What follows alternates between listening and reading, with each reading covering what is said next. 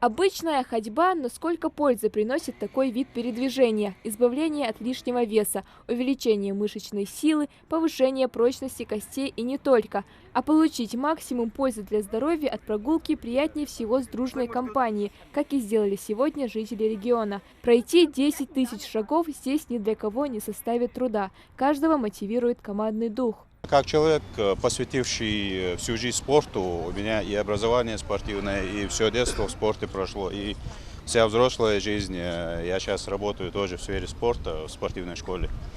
Это мне очень близкая тема, и, наверное, я посоветую всем заниматься хотя бы физкультурой, даже если не спортом. И это очень полезно. Не каждый день, к сожалению, но стараюсь вести активный образ жизни. Мне кажется, это очень важно для каждого человека. Студенты, школьники, волонтеры, врачи. Сегодня здесь все равны.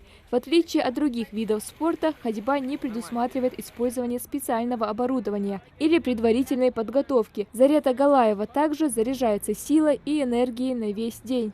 Вклад каждого студента и каждого представителя молодежи республики вносит свой вклад в развитие молодежной политики, вообще здоровый образ жизни, пропаганду здорового образа жизни.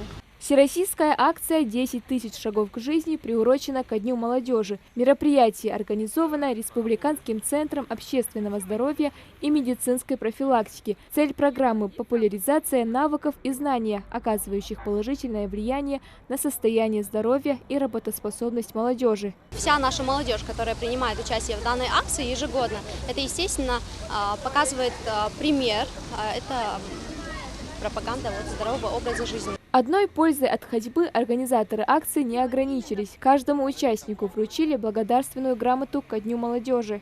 10 тысяч шагов в день – это отличный способ вести активный и здоровый образ жизни. Этот метод позволяет привести себя в форму и улучшить общее состояние здоровья. Малика Измайлова, Сулейман Костоев, Новости 24.